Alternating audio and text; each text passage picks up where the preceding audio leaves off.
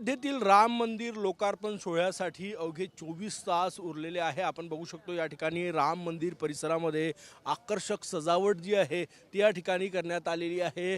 प्राणप्रतिष्ठा महोत्सव समितीकडून स्वागताचे फलक लागलेले आहे। हे बघा, हा मेन कॉरिडॉरचा भाग आहे। या ठिकाणी अशा प्रकारे कर्नाटकवरून आलेले हे फुलं आहे आणि त्याची आकर्षक सजावट करण्यात आलेली आहे।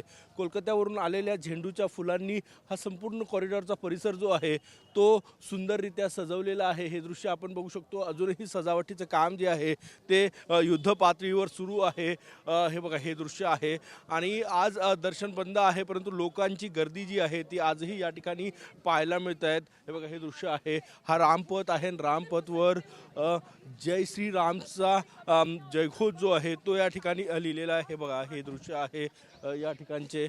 हे बघा, अशा प्रकारचे जय श्रीरामचे फलक या ठिकाणी लागलेले आहे, घोषणा दिलेले आहे आणि संपूर्ण अयोध्या नगरी जी आहे ती सजलेली आहे।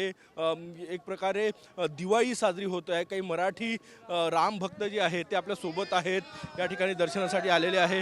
काय सांगणार, अयोध्या कशी वाटते आता? अयोध्येमध्ये अतिशय आनंदाचं वातावरण आहे। महाराष्ट्रानं अयोध्येच्या बाबतीमध्ये आणि प्रभू रामांच्या बाबतीमध्ये अतिशय महत्त्वाची भूमिका बजावलेली आहे। श्याम राम हा धर्मपरायण, हा चक्रायुध श्रीनारायण, जगदुत्पादक त्रिभुवन जीवन, मानवी रामरूप त्याला, देव हो बघा रामलीला, भूवरी रावण वध झाला।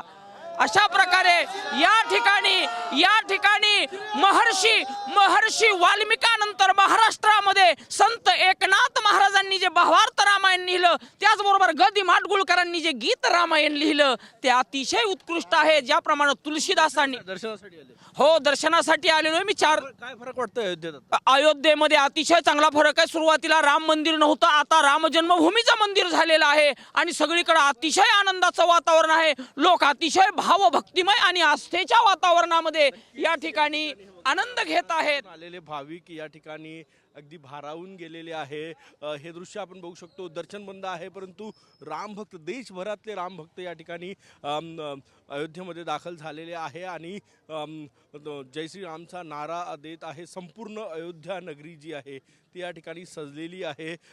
जणू काही दिवाळी साजरी होत आहे, कारण की 500 वर्षानंतर रामललाचा गृहप्रवेश होत आहे आणि रामललाच्या स्वागतासाठी संपूर्ण अयोध्या नगरी सज्ज आहे। कॅमेरामॅन सचिन सयामसह गजानन माटे, TV9 मराठी, अयोध्या।